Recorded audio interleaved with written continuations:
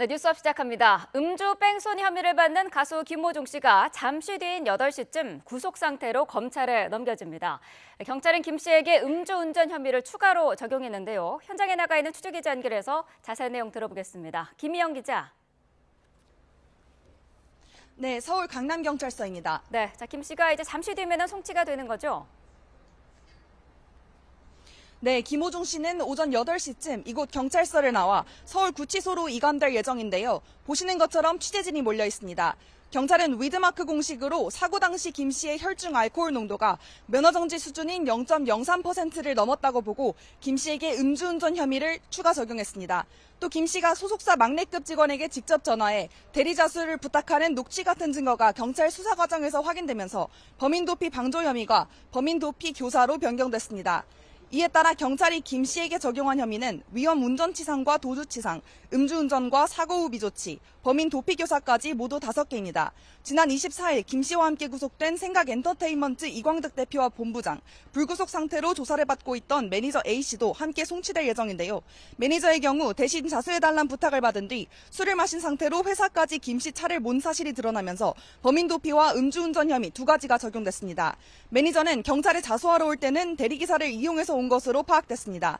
김 씨는 지난 9일 밤 11시 40분쯤 서울 신사동 도로에서 술을 마시고 운전하다가 반대차로 택시를 치고 달아난 혐의를 받습니다. 사고 3시간 뒤쯤 김 씨 옷을 입은 매니저가 거짓 자수했고 김 씨는 17시간이 지나서야 경찰서를 찾았습니다. 음주 정황이 드러난 열흘 뒤에야 술을 마실 사실을 인정했는데 경찰 조사를 받으면서도 소주를 10잔 이내로 마셨다고 주장하며 콘서트도 강행했습니다. 김 씨는 지난주 법원에 출석하면서 거듭 죄송하다는 입장을 밝혔지만 구속된 뒤에도 압수된 휴대전화 비밀번호를 경찰에 일부만 제공하는 등 수사에 비협조적인 태도를 보였습니다. 지금까지 서울 강남경찰서에서 전해드렸습니다. 네, 박성배 변호사와 함께 자세한 이야기 계속해서 이어가도록 하겠습니다. 어서 오십시오. 네, 안녕하십니까? 네, 자 이제 잠시 뒤면은 김호중 씨가 검찰로 이제 송치가 될 예정인데요. 구속된 지 일주일 만이에요. 네네. 통상 경찰 단계에서 구속된 경우에 경찰의 구속 기간이 10일이라 네. 10일 만료를 하루 앞둔 9일 시점에 송치하는 것이 일반적입니다. 그렇지만 이 사건의 경우에는 비교적 이른 시간 내에 송치가 이루어졌고 네. 그 의미는 경찰이 필요한 수사 할 만큼 했다는 의미로 읽혀지고 아하. 검찰에서 충분히 추가 수사를 이어나간다면 그 입증을 다 할 수 있다는 자신감을 가진 것 같습니다. 네. 아마 검찰에 송치한 이후에도 경찰이 수사할 수 있는 부분은 추가 수사를 한 다음 추가 송치를 할 것으로 보이고 검찰도 경찰 수사 결과를 바탕으로 나름대로 합당한 수사를 이어나갈 가능성이 높습니다. 네, 지금 저희가 그래픽으로 적용된 혐의를 보여드렸는데요. 5가지 혐의가 지금 적용이 된 상태입니다. 네. 그동안은 사실 사고 당시 혈중 알코올 농도를 입증하는 게 쉽지가 않았는데 음주운전 혐의가 추가가 됐더라고요. 음주운전 혐의가 추가됐습니다. 구속영장 신청 당시에 음주운전 혐의가 빠진 이유는 네. 음주운전 자체가 전면적으로 입증되기 어렵다는 측면보다는 구속영장 신청을 할 때는 확실하게 입증할 수 있는 범죄 혐의만 담기 마련입니다. 네. 위험 운전 치상을 담으면서도 음주운전을 담지 못한 이유는 구체적인 혈중 알코올 농도를 산출해내지 못한 단계였기 때문인데 네. 위드마크 공식 적용을 위한 전제 사실은 어느 정도 수집해 둔 것 같습니다. 마신 술의 종류와 양, 그리고 성별, 체중 등을 토대로 위드마크 공식을 적용하게 되는데 네. 사후에라도 혈중 알코올 농도를 측정했다면 위드마크 공식 역적용을 했겠지만 이 사안의 경우에는 사후에도 적절한 측정을 하지 못했습니다. 그렇다면 술자리에서 마신 술의 종류와 양 등을 통해서 위드마크 공식 정적용을 해야 하는데 네. 아마 이번에 구속 송치를 하면서 적용된 도로교통법상 음주운전 면허 정지 수치인 0.03% 이상으로 보고 그 음주운전을 적용했습니다. 예상컨대는 사실 그 이상이 더 사실관계에 부합한다고 판단했을 것 같습니다. 즉 0.08% 이상 면허 취소 수준에 이른다고 경찰은 판단한다고 하더라도 네. 위드마크 공식을 적용한 법원 실무가 그 예를 받아들이는 경우가 드물다 보니까 넉넉하게 인정할 수 있는 수치인 0.03% 이상 정도 수준에서 음주운전 혐의를 적용하는 데 그친 것 같습니다. 네, 강남경찰서 유치장에서 서울구치소로 곧 이감이 될 것으로 보입니다. 자, 지금 김호중 씨 음주운전 혐의에 대해서도 짚어주셨는데 범인 도피 방조 혐의가 있었는데요. 이것도 교사 혐의로 변경이 됐죠. 애초에 구속영장 신청 당시에는 범인 도피 방조 혐의가 포함됐습니다. 그렇지만 구속 송치할 때에는 범인 도피 교사 혐의로 그 혐의가 바뀌었는데 구속 송치할 때 적용되는 혐의가 경찰의 최종적인 결론이라고 할 수 있습니다. 네. 물론 검사도 어떤 혐의를 적용해 공소 사실을 구성할지 나름대로 고민을 해봐야 하겠습니다만 경찰은 이 사건의 경우에 김호중 씨가 단순히 자신의 옷을 벗어주는 등 범인 도피를 방조하는 수준을 넘어서서 네. 허위 자수한 매니저에게 직접 허위 자수를 요청하는 등 적극적으로 범인 도피에 가담했다. 즉 자신의 범죄 혐의를 숨기기 위해서 타인에게 범인 도피 교사를 자행했다고 판단한 것 같습니다. 네. 현재 이 부분에 대해서는 김호중 씨가 적극적으로 혐의를 다투고 있습니다. 매니저에게 자신이 직접 자수해달라고 요청한 바는 없다는 취지로 다투고 있습니다만 네. 경찰이 판단하기에는 여러 정황상 직접 그 사건 자체에 개입했다고 보고 범인 도피 교사 혐의를 적용했습니다. 범인 도피 방조와 교사는 형량 자체가 다릅니다. 범인 도피죄 자체가 3년 이하의 징역 또는 500만 원 이하의 벌금인데 네. 교사범은 정범과 동일하게 처벌합니다. 아하. 즉 범인 도피와 범인 도피 교사는 형 자체가 동일합니다. 그렇지만 애초에 구속영장 신청 당시에 적용했던 범인 도피 방조의 경우에는 그 절반의 형이 적용됩니다. 방조는 정범보다 경감하게 되어 있고 경감의 형태는 2분의 1 경감입니다. 즉 교사가 방조보다 2배가량 그 형량이 높다고 할 수 있습니다. 네. 자, 이제 잠시 뒤면은 김호중 씨도 모습을 드러낼 것으로 보입니다. 오늘 이 검찰로 송치되는 사람, 지금 김호중 씨 외에도 소속사 대표도 있고요, 소속사 본부장도 있습니다. 이 두 네네. 사람도 구속 상태인 거죠? 그렇습니다. 소속사 대표의 경우에는 범인 도피 교사 혐의로 구속영장이 발부되었었고 네. 소속사 본부장의 경우에는 증거인멸 혐의로 구속영장이 발부된 바가 있습니다. 네. 이 사건의 경우에 한 사건에서 세 사람이 동시에 구속되는 초유의 사태가 발생했습니다. 한 사건에서 주된 피의자 외에도 나머지 방조자 내지는 공범 전체가 구속되는 것 자체가 이례적입니다. 그렇죠. 그만큼 이 사건의 경우에는 애초에 실형이 선고될 가능성이 희박함에도 불구하고 거듭된 거짓말로 인해 조직적인 사법 방해 행위가 드러났고 네. 조직적인 사법 방해 행위를 엄단하지 않으면 다른 사건에 미칠 여파를 고려해서 관련자 3명 전체에 대해서 구속영장이 발부된 사건이라고 할 수 있습니다. 네. 아마 앞으로 검찰 조사 단계에서 이들이 자신의 혐의를 인정하고 선처를 구하는 방식을 취할 것으로 보이고 네. 김호중 씨의 경우에는 자신에게 적용되는 증거인멸 혐의나 범인 도피 교사 등 여타 혐의에 대해서는 여전히 다툴 가능성이 높아 보입니다. 네. 자, 이제 잠시 뒤 김호중 씨가 검찰에 송치되는 모습을 볼 수가 있을 것 같습니다. 지금 음주운전 혐의도 추가가 됐고요. 범인 도피 교사 혐의로도 방조 혐의였다가 교사 혐의로도 변경이 된 상태입니다. 사실 김호중 씨가 그동안 여러 가지 논란이 있었습니다마는 네. 경찰 수사에 비협조적이었다는 것도 상당히 이슈가 됐었어요. 무엇보다도 사고 직후에 적절한 조치를 취하지 않고 현장을 떠났을 뿐만 아니라 네.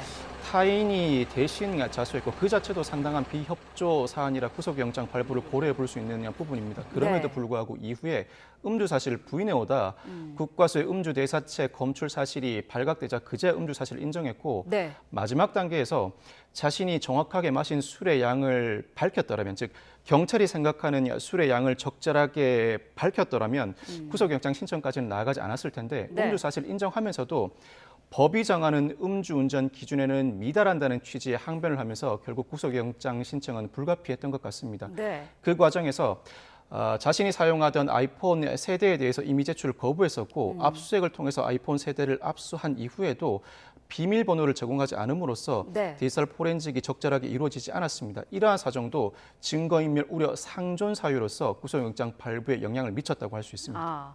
말씀하신 그 비밀번호를 제출하지 않은 부분, 이 수사 협조적이지 않았던 부분이 형량에도 영향을 미칠 수가 있나요? 당연히 영향을 미칠 수가 있습니다. 어떤 사건의 경우에는 증거 확보 협조하지 않은 것 자체가 피의자에게 이로운 경우가 있습니다. 이때는 네. 수사기관이 일정한 범죄 혐의를 포착하지 않은 경우에 네, 자, 변호사님 잠깐만요. 지금 김호중 씨가 나오고 있습니다. 구속 일주일 만입니다. 많지 않았다는 입장 유전하신가요? 죄송합니다. 매니저한테 대리자서 부탁한 적 없다는 입장은 그대로신가요? 검찰 성립시 앞두고 따로 하실 죄송합니다. 끝나고 말씀드리겠습니다. 죄송합니다. 끝나고는 어떤 생각을 소주 10잔 마셨다는 입장도 그대로신가요? 자, 김호중 씨, 지금 기자들의 질문에 죄송합니다. 조사가 끝난 뒤에 이야기하겠다라고만 얘기를 했습니다. 자, 구속 일주일 만에 음주운전 혐의가 추가가 됐고요. 강남경찰서 유치장에서 서울구치소로 이감이 되는 현장 모습 보셨습니다. 자, 지금 김호중 씨는 사실 인정을 한 이후부터는 계속 죄송합니다라는 이야기밖에 안 하고 있어요.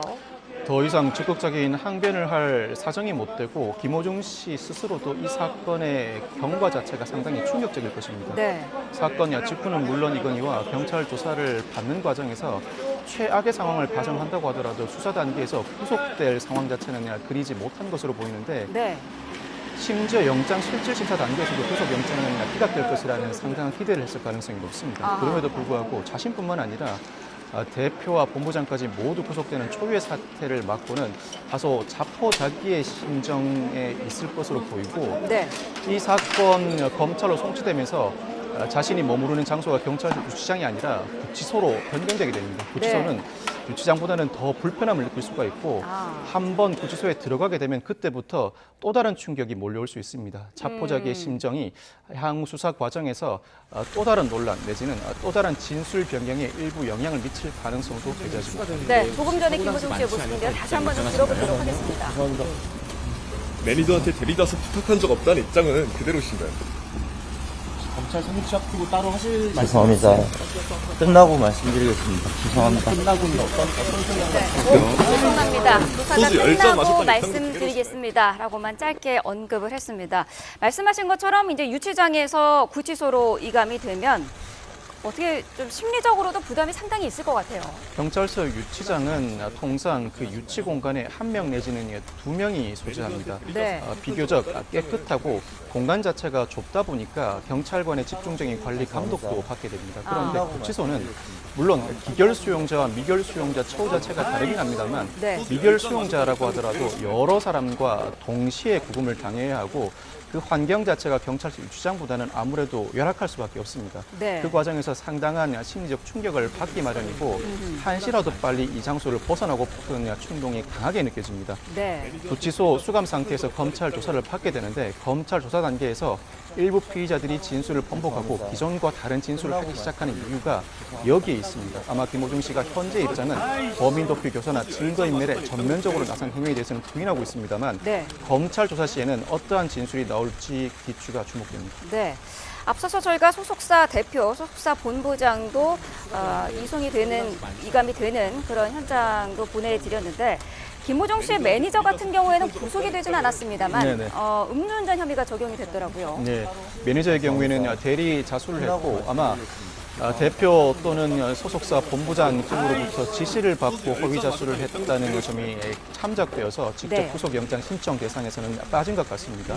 다만 실제로 적용되는 혐의와 관련해서는 대신 자수를 했으니 범인 도피죄가 적용되고 뿐만 아니라 김호중 씨 측으로부터 부탁을 받은 이후에 술을 마신 상태에서 김 씨의 차를 몰았습니다. 그 자체가 음주운전에 해당하고 네. 달리 부득이한 사정이 있어서 운전할 수밖에 없는 사정을 입증할 만한 상황도 못 됩니다. 그렇다면 당연히 범인 도피 외에도 음주운전죄 적용도 불가피한 상황입니다. 네.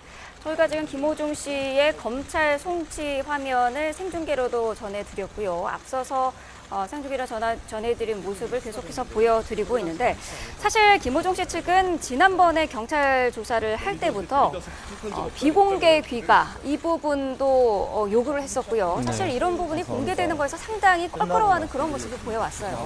김호중 씨가 사고 직후에 적절한 조치를 취하지 않고 현장을 벗어났던 가장 큰 이유가 음주운전 사실이 발각되면 연예계 생활이 끝이라는 판단을 한 것인데 네. 사실은 그 이후의 대처가 단순히 연예계 생활에 영향을 미치는 수준을 넘어서서 자신의 신병에 직접적인 영향을 미치는 수준, 나아가서 자신과 자신을 둘러싼 여러 사람들의 신병에 직접적인 영향을 미치는 수준에까지 이르렀습니다. 네. 그 상황까지는 가지 않을 것이라는 판단하에 경찰 조사를 받으면서도 경찰 조사는 받을지언정 자신의 모습, 즉 피의자 신문을 받고 나오는 모습이 언론에 포착되는 것 자체는 극도로 피하는 모습을 보였습니다만 네. 경찰 수사 공보 규칙상 귀가 내지는 출석 당시 피의자의 모습을 가리는 게 원칙이긴 합니다만 언론의 취재에도 적극적으로 협조할 의무도 있습니다. 그 과정에서 비교 형량을 해나가고 구체적인 수사기관의 대처에 따라 그 정도가 달라지기 마련인데 6시간 정도 경찰서 관 내에 그 몸을 피하고 있다는 것 자체는 상당히 이례적인 상황이라 경찰 입장에서는 내보낼 수밖에 없었고 김호중 씨도 부득이하게 자신의 입장에서는 부득이하게 언론의 모습을 드러내고 자신의 입장을 피력할 수밖에 없는 상황을 맞게 됐습니다. 네. 자, 이제 검찰의 수사가 계속해서 이어질 텐데 어떤 부분에 수사에 초점이 맞춰질까요? 무엇보다도 음주운전죄가 적용되었습니다만 위드마크 공식 적용 자체를 더 단단하게 해야 합니다. 네. 법원 실무상 위드마크 공식 적용을 전제로 한 음주운전죄가 받아들여지는 경우가 드물다 보니 법률 전문가인 검찰 입장에서는 더 단단하게 음주운전죄를 적용하기 위한 준비 조치를 취해 나가야 합니다. 네. 무엇보다도 범인 도피 교사 혐의를 김호중 씨 측이 부인하고 있는 상황이라 단순히 범인 도피 방조를 넘어서서 교사에 이르렀다는 정황에 대한 추가 조사가 필요하고 네. 증거인멸에 혹여나 직접 김호중 씨가 가담하지 않았는지, 예를 들면 차량 블랙박스 메모리 카드를 직접 제거하지는 않았는지 이 부분에 대한 조사도 불가피해 보입니다. 뿐만 네. 아니라 소속사 대표와 본부장의 관련 혐의와 관련해서도 혹여나 일부 혐의라도 법원 단계에서 무죄가 선고되지는 않을까. 예를 들면 소속사 대표가 김호중 씨와 육천 관계로 알려져 있는데 육천 관계인 친인척 관계이기 때문에 범인 도피죄가 적용되지 않는다는 법리적 주장이 있을 수 있습니다. 그 법리적 네. 주장에 대비한 검찰의 법리적 대처도 필요한 부분이라고 할 수 있습니다. 네, 지금 김호중 씨가 제출한 휴대전화의 비밀번호는 아직 계속해서 풀지 못하고 있는 상황인데 이거를 푸는 것도 중요한 일일까요? 이 부분을 푸는 것도 사건의 실체관계, 전면적인 사실관계를 재구성하는 데 중요한 일이긴 합니다. 그렇지만 이 아이폰을 풀지 못한다고 하더라도 네. 현재 적용되는 범죄 혐의가 대폭 줄어들 가능성은 낮습니다. 아하. 아까 말씀드리다 멈추었는데 어떤 사건에서는 비밀번호를 제시하지 않는 것이 피의자 측에 유리한 경우도 있습니다. 네. 그 사건의 경우에는 수사기관이 일정한 범죄 혐의를 확보하지 못한 상태에서 일단 아이폰 비밀번호부터 풀려고 시도할 경우에는 비밀번호를 제공하지 않는 것이 피의자 측에 유리합니다. 그렇지만 네. 이 사건의 경우에는 전면적으로 범죄 혐의가 포착되고 구속영장도 발부되는 상황이라 이 상황에서 아이폰 비밀번호를 제공하지 않는다는 것은 증거인멸의 우려가 상존한다는 사정을 뒷받침하는 정황이고 이는 네. 단순히 구속영장 발부 여부를 넘어서서 1심 재판 과정에서 양형 가중 사유로 작용할 수 있습니다. 아이폰 비밀번호 불제공 자체가 피의자에게 유리하게 적용되는 사안은 아니라고 할 수 있습니다. 네. 자, 지금 경찰도 혐의 입증에 굉장한 자신감을 보이는 상태에서 김호중 씨 검찰로 조금 전에 송치가 됐습니다. 현장 저희가 생중계로 전해드렸고요. 자, 조금 전에 들어온 속보 한 가지 좀 전해드리고 다른 이야기도 좀 나눠보도록 하겠습니다. 강남에 있는 오피스텔에서 50대 여성과 그 딸에게 흉기를 휘둘러 숨지게 한 뒤 도주했던 용의자가 경찰에 붙잡혔다는 속보가 들어와 있습니다. 서울 수서경찰서 60대 남성 용의자 A씨를 검거했습니다. 경찰이 도주한 A씨를 쫓은 지 12시간 만인데요. A씨는 어제 저녁 7시쯤 서울 대치동 오피스텔에서 여성 2명을 숨지게 한 혐의를 받습니다. 범행 뒤 택시를 타고 도주를 했는데 피해 여성 2명은 심정지 상태로 병원에 옮겨졌지만 끝내 숨졌습니다. 범행이 발생한 오피스텔은 피해 여성 1명의 사무실로 파악이 됐는데요. 지금 일각에서는 교제살인 가능성도 조심스럽게 언급이 되고 있는 상태라고 합니다. 관련된 소식은 좀 더 추가적으로 들어오면 계속해서 전해드리도록 하겠습니다. 자, 지금 저희가 변호사님과 함께 이야기를 나누고 있는데 어제 굉장히 굵직한 그런 판결이 또 내려져서요. 이 부분도 짚어봐야 될 것 같습니다. 최태원 S그룹 회장, SK그룹 회장 그리고 노소영 아트센터 나비 관장의 이혼 항소심 결과가 나왔는데 재산 분할의 이슈가 있고요. 그리고 위자료 이슈가 있는데 일단 재산 분할은 네. 역대 최대 규모로 지금 나왔죠. 1조 3,808억 원을 현금으로 지급하라는 재산 분할 판결이 내려졌습니다. 사실 네. 노 관장이 1심에서는 1조 원대의 주식 분할을 재산 분할 대상으로 청구해 왔습니다. 그러다 1심 재판부가 가사 소송에서 주식을 직접 분할할 경우에는 그룹을 둘러싼 이해관계자들에게 미치는 영향이 지나치게 크다. 그룹의 지배 구조를 변경하는 결과를 초래해서는 안 된다는 취지로 재산 분할 대상에서 아예 주식을 빼버렸습니다. 그러자 그 사정을 받아들였는지 노 관장이 항소심에서는 주식 분할이 아닌 현금 지급으로 그 청구 형태를 바꾸었고 대신 그 가액을 1억 원대에서 1조 원대에서 워낙 금액이 크다 보니까 저도 착각을 할 정도입니다. 1조 원대에서 2조 원대로 그 가액 자체를 대폭 높였습니다. 네. 그런데 많은 사람들의 예상과 달리 어제 항소심에서 재산 분할 액수로 현금 1조 3,808억 원을 지급하라는 판결이 선고되었습니다. 네. 무엇보다도 최태원 회장이 현재 보유하고 있는 주요 재산인 SK 주식과 관련해 선대 최종현 회장 때부터 노 관장의 아버지인 노태우 전 대통령이 지급한 비자금이 상당한 영향력을 미쳐왔고 네. 단순히 돈을 지급하는 수준을 넘어서서 SK그룹이 성장하는 과정에서 노 전 대통령이 무형의 도움을 주었다. 즉 보호막, 방패막이로 작용했고 네. SK그룹이 이 노 전 대통령의 후광을 등에 업고 상당히 모험적인 경영 활동을 전개하면서 현재 크게 성장하는 발판이 되었다는 판단을 하게 됐습니다. 여기에 네. 무엇보다도 최 회장이 김희영 이사장과 동거하는 과정에서 상당 금액을 사용하게 되었는데 이 재판부가 다른 재판부와 다르게 위자료적 요소를 재산 분할에 고려한 것으로 보입니다. 부정행위 상대방에게 상당 금액을 지출했다면 최 회장의 재산 형성 기여도는 낮춰볼 수밖에 없다. 즉 부정행위 상대방에게 지출한 상당 금액도 재산 분할 단계에서 상당 부분 고려하면서 역대급의 재산 분할 액수가 산출되었습니다. 네. 위자료도 1심에서는 1억 원이었는데 20억 원으로 많이 올랐습니다. 어떤 그렇습니다. 이유가 있었습니까? 사실 법원 실무상 예를 들어 교통사고로 사망한 사고의 경우에 사망 사건의 경우에도 위자료의 최대 액수는 1억 원입니다. 1억 네. 원을 기준으로 과실 상계를 하기 마련인데 그렇다 보니 모든 유형의 법원 사건에서 사망한 사건에서 위자료가 1억 원이다 보니 여타 사건에서도 위자료는 1억 원 미만이어야 한다는 인식이 법원 판사 내부에 깊이 뿌리 박혀 있습니다. 그런데 네. 이 사건에서는 무려 2억 원이 아닌 20억 원의 위자료가 인정되었습니다. 네. 그 조짐이 보였는데 이 서울고등법원 재판부가 과거 유사한 사건에서 2억 원의 위자료를 선고한 전례가 있습니다. 그 사건에서도 배우자가 이혼을 원치 않음에도 불구하고 상대방인 유책 배우자가 이혼을 강하게 원했고 그 네. 과정에서 이미 혼인관계가 파탄되었으니 이혼을 할 수밖에 없는 상황이었는데 원치 않는 배우자가 이혼을 하는 상황이라면 단순히 1억 원 위자료로는 부족하다. 2억 원의 위자료를 인정한 바가 있습니다. 네. 그 연장선상에 있다고 볼 수 있는데 아. 이 사건의 경우에는 1억 원의 위자료를 초과함은 물론 최 회장이 2008년 11월 말에 노 관장에게 자필 편지를 쓴 바가 있는데 내가 김희영에게 이혼하라고 했다. 이때는 김희영 씨가 전 남편과 이혼하라는 판결이 선고된 직후였습니다. 네. 이 자필 편지 내용을 보면 노 관장과의 혼인 관계를 존중했다면 도저히 이럴 수가 없다고 재판부가 지적을 합니다. 뿐만 아니라 재판부는 2009년 5월에 노 관장이 암 진단을 받는데 최 회장의 행동 자체가 정신적 충격을 주었다고 볼 수밖에 없다. 네. 실제로 노 관장에게 미친 영향이 상당했다는 점을 판시합니다. 뿐만 아니라 2019년 2월부터는 신용카드를 정지하고 1심 판결 이후에는 현금 생활비 지원을 중단했는데 아직까지 혼인관계가 정식으로 해소되지 않았음에도 불구하고 부양 행위를 지속하지 않는다는 것 자체, 이 자체가 상당 부분 불량하게 받아들여진 것 같습니다. 네. 일부 일처제를 전혀 존중하지 않는 태도를 보이고 있다고 질타하면서 위자료를 20억 원을 인정했는데 이 판결이 대법원에서 그대로 유지된다면 앞으로 여타 사건에 미치는 영향이 상당히 클 것 같습니다. 네, 일단 최 회장 측은 받아들이기 어렵다 이런 입장입니다. 특히 이 비자금 관련해서는 억측과 오해다 이런 입장이죠.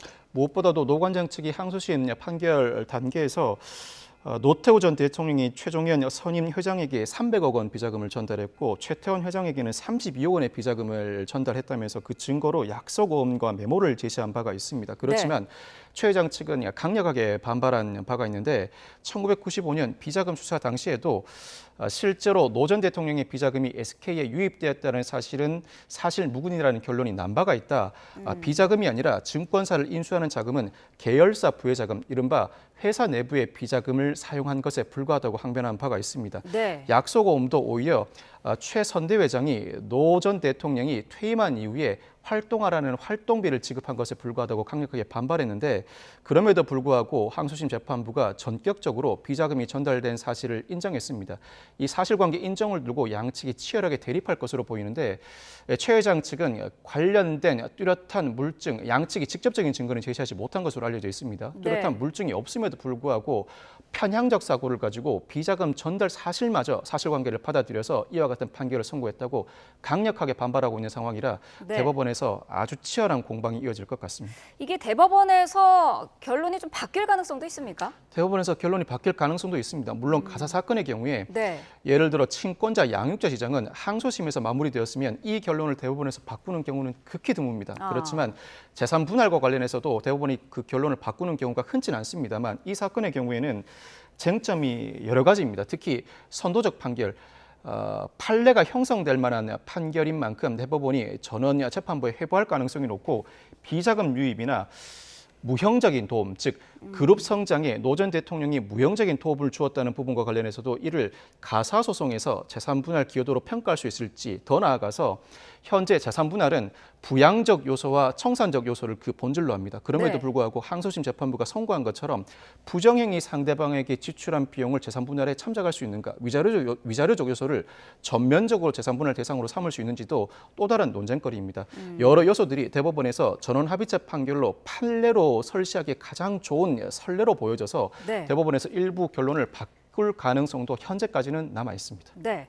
자, 이제 최태원 회장이 1조가 넘는 돈을 현금으로 어떻게 마련할지 이 부분도 상당히 관심인데, 이렇게 재산 분할된 부분이 확정이 되면 경영권 분쟁이 본격화하진 않을까, 이런 예측도 있더라고요. 경영권 분쟁에 휘말릴 가능성이 상당히 높습니다. 어제 이 판결을 접하는 순간 저는 벌써 SK 내부의 경영권 분쟁부터 머릿속에 그려졌는데 네.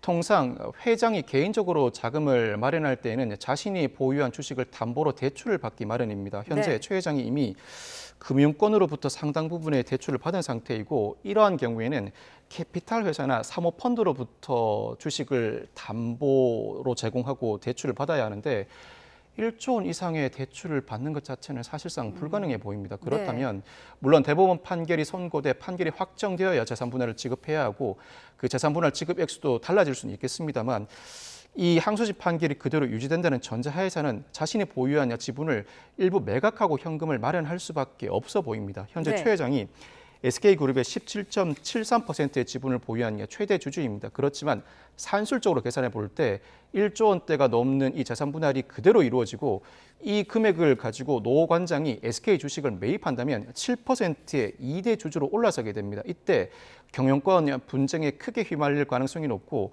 예를 들면 예전에 아마존의 제프 베이조스 회장이 25년 만에 이혼하면서 자신이 보유한 아마존 주식 16.1% 중에 4%를 재산 분할로 직접 지급한 바가 있습니다. 다만 네. 그때는 미국의 독특한 제도에 따라 의결권만은 베이조스 회장이 그대로 보유하는 형태였는데, 우리는 이러한 제도를 두고 있지 않습니다. 아하. 주식을 직접 분할하거나 주식을 분할하지 못해 현금을 대거 분할하되 그 현금으로 직접 주식을 매집한다면 노 관장이 경영권에 참여할 의사를 강하게 밝히게 된다면 이때는 경영권 분쟁에 크게 휘말릴 가능성이 상당히 높습니다. 네.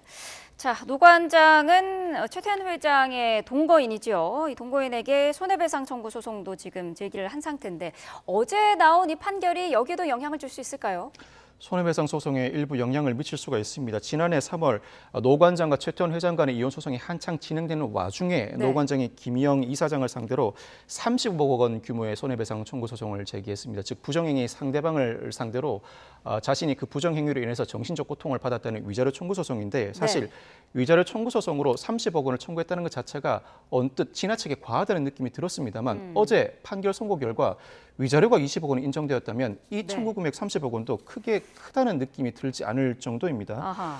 특히 이 사건의 경우에는 김영 이사장 측은 혼인 파탄이 이미 이루어진 상태에서 교제가 이루어졌으니 정신적인 고통을 가했다고 볼 수 없다. 실제 앞선 판례들에도 혼인관계가 실질적으로 파탄되었다면 그 혼인관계 일방 당사자가 부정행위 관계를 맺는다고 하더라도 타방 당사자에게 정신적 고통에 대한 위자료를 지급할 의무가 없다는 판시가 이루어진 바가 있습니다. 네. 이와 같은 주장 또한 소멸시효 만료를 주장하고 있기도 합니다. 앞서 노 관장이 2005년경에 최 회장이 부정행위를 저지르고 있을 것이라는 짐작을 하게 됐고 2011년부터 별거가 이루어졌다고 했는데, 우리 민법상 손해배상 청구 소송의 소멸시효는 이 불법 행위를 안 때로부터 3년입니다. 2011년경 별거가 이루어졌다면 이때 이미 불법 행위를 알았다고 볼 수 있는데, 그때부터 3년은 이미 충분히 토과했으니 소멸시효가 만료했다는 주장을 김희영 이사장 측이 제시하고 있습니다. 그렇지만 이 부분은 법적 판단을 거쳐봐야 합니다.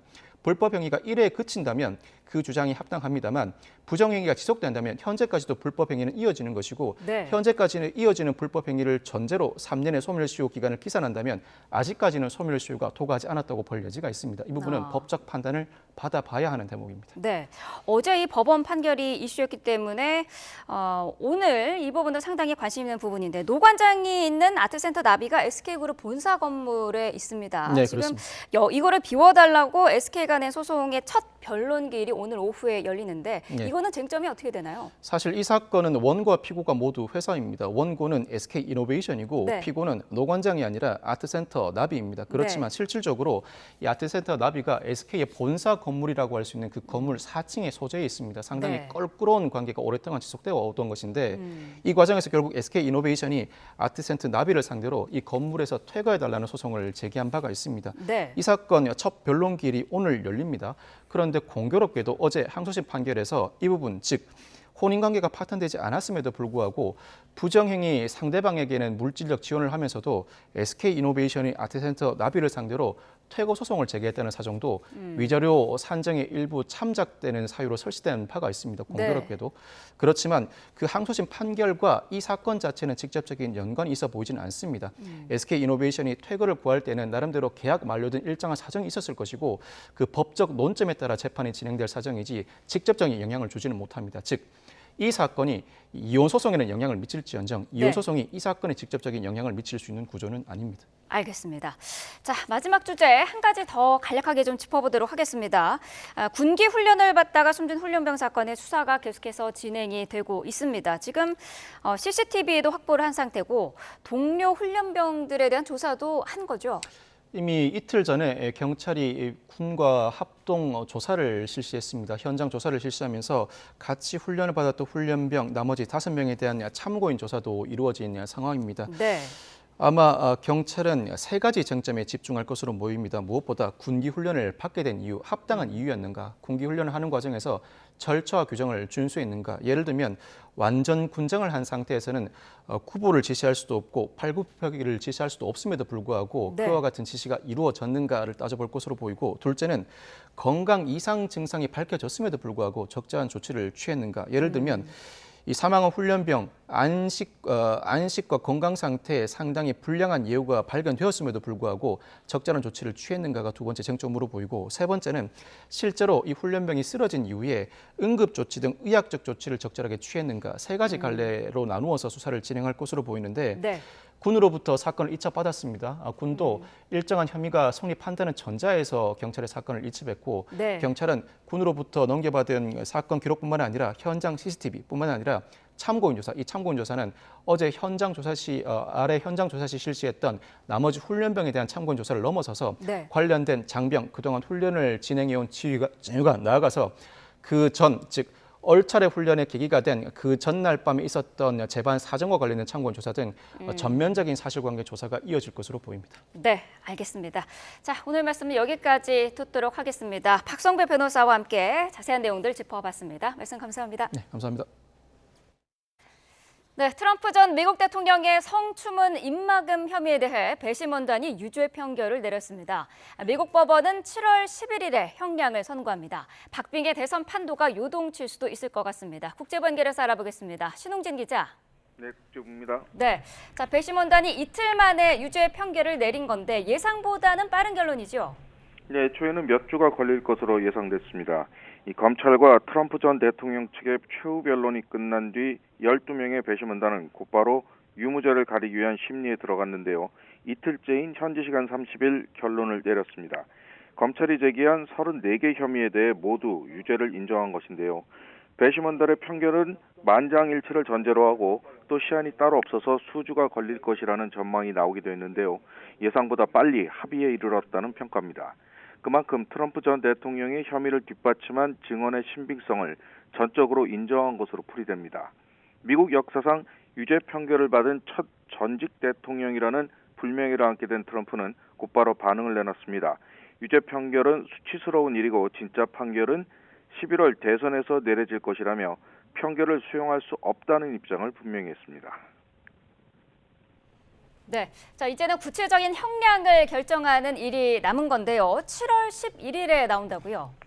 네, 재판을 주재하는 후안 머천 판사는 7월 11일에 선고하겠다고 밝혔습니다. 모든 혐의가 인정된 만큼 법적으로는 최고 징역 4년까지 가능합니다. 물론 판사가 벌금이나 보호관찰을 명령할 수도 있습니다. 하지만 당장 트럼프 전 대통령이 투옥될 가능성은 희박합니다.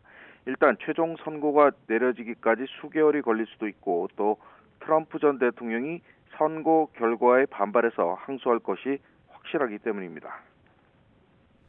네, 아무래도 유죄 판결이 내려진 만큼 대선 판도에도 영향을 미칠 수밖에 없을 것 같은데요. 어떻습니까? 네, 그동안 각종 여론조사에서 유죄 판결이 내려지면 트럼프 전 대통령에 대한 지지를 철회하겠다는 응답이 많게는 6에서 7%에 이르렀습니다. 따라서 이번 판결에 따라 대선 판도가 크게 출렁거릴 가능성이 있습니다. 하지만 이미 재판의 효과가 많이 반영된 만큼 대선 구도에 큰 변화가 없을 것이라는 반론도 있습니다. 오히려 트럼프 전 대통령들의 지지자들이 결집하는 계기가 될 수도 있다는 분석도 있는데요. 실제로 트럼프 전 대통령 캠프는 이달 초에 자체적으로 실시한 여론조사 등을 근거로 유죄 판결이 꼭 불리하지만은 않다는 판단을 내린 것으로 전해졌습니다. 네, 여기에 대한 조 바이든 미국 대통령의 반응도 나왔다고요. 네, 조 바이든 미국 대통령은 도널드 트럼프 전 대통령의 재집권을 막을 방법은 투표뿐이라는 입장을 밝혔습니다. 이 바이든 대통령은 트럼프에 대한 유죄 판결 직후에 소셜미디어 X에 이 같은 글을 올렸습니다. 바이든 대통령은 트럼프를 백악관에서 몰아낼 방법은 단 하나뿐이라며 투표장에서라고 적었습니다. 또 자신의 선거 캠프 후원 링크도 첨부했습니다.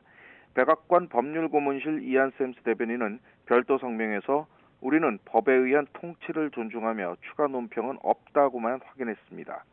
바이든 대통령 선대위는 트럼프 전 대통령에 대한 배심원단 판결 직후에 누구도 법 위에 있지 않다고 논평했습니다. 지금까지 국제부에서 전해드렸습니다. 네, 미국이 우크라이나에 미국이 제공한 무기를 이용한 러시아 영토 공격을 일부 허용했다는 보도가 나왔습니다. 러시아가 공세를 강화하면서 고전해온 우크라이나가 전세를 바꿀 수 있을지 주목됩니다. 국제부 연결합니다. 김도원 기자. 네, 국제부입니다. 네, 자, 미국 무기로 러시아의 영토를 공격할 수 있다는 건데요. 어디까지 공격이 가능한 겁니까? 예, 미국은 우크라이나 북동부에 있는 하르키우 방어를 위한 러시아 영토 공격을 허용했습니다. 외신들은 조 바이든 미국 대통령이 이같이 결정했다고 익명의 당국자들을 인용해 보도했는데요. 하르키우 지역을 공격하고 있거나 공격을 준비하고 있는 러시아군이 반격 대상입니다. 확전 우려 때문에 미국 무기를 이용한 러시아 영토 공격을 제한했던 기존 정책에서 달라진 건데요. 다만 미 당국자들은 에이테크스 같은 장거리 미사일은 여전히 러시아 영토 공격에 사용해선 안 된다고 강조했습니다. 하르키우는 러시아 국경에서 불과 30km 떨어져 있는 곳으로 철수했던 러시아군이 이달 초 다시 공세를 강화하면서 치열한 교전이 이어지고 있습니다. 러시아는 자국 영국 내에서 발사한 유도폭탄으로 하르키우 지역을 폭격하는데 우크라이나는 공격 제한 때문에 이를 막을 방법이 없다고 호소해왔습니다. 네, 최근에는 유럽 국가들도 러시아 영토 공격을 허용해야 한다 이런 목소리가 많았죠. 네, 지금 체코 프라하에서는 북대서양조약기구 나토의 비공식 외무장관 회의가 열리고 있는데 핵심 한 건이 바로 이 문제입니다. 옌스 스톨텐베르그 나토 사무총장은 앞서 열린 기자회견에서 전쟁의 전개 과정을 고려하면 우크라이나가 스스로 방어할 수 있도록 무기 사용 제한을 일부 제고할 때가 왔다고 주장했습니다. 지금까지 영국과 프랑스, 네덜란드, 노르웨이 등이 지지 의사를 밝혔는데요. 하지만 러시아의 우호적인 헝가리는 러시아의 반격을 초래할 거라며 반대 의사를 분명히 하고 있습니다. 미국의 공격 허용 보도에 대한 러시아의 반응은 아직 없지만 지금까지 러시아는 서방 무기가 자국 영토 공격에 쓰이면 심각한 결과를 초래할 거라고 강력히 경고해왔습니다. 러시아는 우크라이나의 자국 접경지대 폭격을 막을 완충지대를 만든다는 명분으로 하르키우 지역에 대규모 공세를 벌여왔습니다. 앞서 푸틴 러시아 대통령은 서방 장거리 무기가 자국 영토 공격에 쓰인다면 완충지대도 다시 설정해야 할 거라고 말했습니다. 지금까지 국제부에서 전해드렸습니다. 네, 지금 시각 오전 8시 30분 지나고 있습니다. 오늘 날씨 어떨지 뉴스업 날씨 스튜디오 연결해서 알아보겠습니다. 윤수빈 캐스터. 행복한 금요일 아침 날씨 앤 키워드입니다. 오늘의 키워드 함께 알아보시죠. 끝과 시작입니다. 끝은 곧 또 다른 시작이라고 하죠. 오늘은 5월 그리고 봄의 마지막 날입니다. 어제는 하늘빛이 다소 흐렸지만 봄의 끝을 장식하듯 오늘은 다시 맑은 하늘이 드러나겠고요. 예년 이맘때 공기에 공기도 깨끗해서 야외 활동하기 참 좋겠습니다. 그리고 주말인 내일은 6월의 첫날입니다. 본격적인 여름이 시작되는 날인데요. 곳곳에 비 예보가 들어 있습니다. 하지만 대체로 양이 많지 않겠고요. 동쪽 지방은 휴일까지 산발적인 비가 이어지겠지만 서울 등 수도권 지역은 대부분 새벽 중에 비가 모두 그치겠고 오후에는 맑은 하늘이 드러나겠습니다. 다음은 서울의 시간대별 기온 살펴보겠습니다. 오늘 서울 아침 기온은 16.9도로 어제와 비슷하게 출발했고요. 정오에는 24도, 오후 2시에는 26도까지 오르면서 다소 덥겠습니다. 하지만 퇴근길 무렵부터는 다시 기온이 떨어지겠고 자정 무렵에는 아침만큼이나 선선하겠습니다. 오늘 낮 동안에는 대체로 맑은 하늘이 함께하겠습니다. 다만 볕이 강하게 내리쬐면서 전국적으로 자외선 지수가 매우 높게 치솟겠습니다. 그 밖의 지역 낮 기온 살펴보면 어제보다 1에서 3도가량 높아 다소 덥겠습니다. 대전과 광주 27도, 대구는 29도까지 오르겠습니다. 비는 오늘 밤 경기 북부를 시작으로 밤사이 강원을 제외한 중부 곳곳에 영향을 주겠고요. 내일 오전부터 휴일까지는 동쪽 지방을 중심으로 산발적인 비가 내리겠습니다. 예상되는 비 양은 5에서 20mm로 많지는 않겠지만 강원과 경북 지역에서는 벼락과 돌풍이 동반되는 곳도 있겠습니다. 이후 다음 주는 대체로 맑은 가운데 예년 이맘때 수준의 초여름 날씨가 이어질 전망입니다. 즐거운 주말 보내세요. 지금까지 날씨 앤 키워드의 윤수빈이었습니다.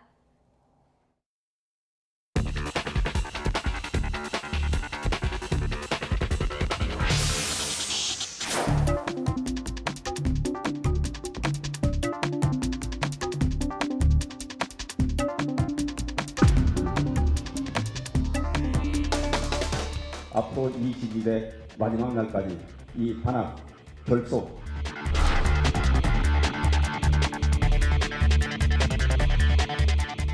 지나간 거 다 잊어버리고 우리가 한 몸이 돼서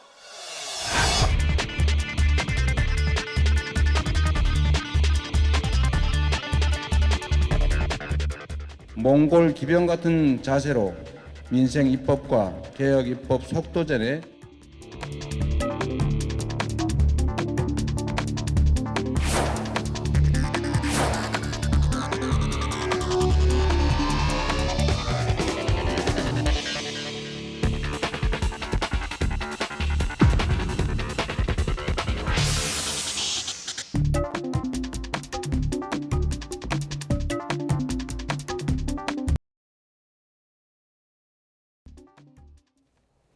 정치권 소식입니다. 지난 4월 총선에서 당선된 22대 국회의원들의 4년 임기가 시작됐습니다. 더 극명해진 여소야대 구도 속에 야당의 법안 강행 처리와 대통령 거부권 행사가 반복됐던 21대 국회 때보다 더한 진통이 예상된다는 우려가 큽니다. 강민경 기자가 보도합니다. 임기 막판까지 특검과 쟁점 법안으로 대치하다가 민생 법안 16,000여 개마저 폐기하고만 21대 국회. 여야 모두 민생을 외치고는 있지만 22대 국회에서 대화와 타협의 정치가 부활할 거라는 기대는 많지 않습니다. 범야권 192석 대 여권 108석. 더 기울어진 여소야대 구도에 여야 모두 단일 대우를 강조하며 더 강한 대야 공세, 대여 공세를 벼르고 있는 겁니다.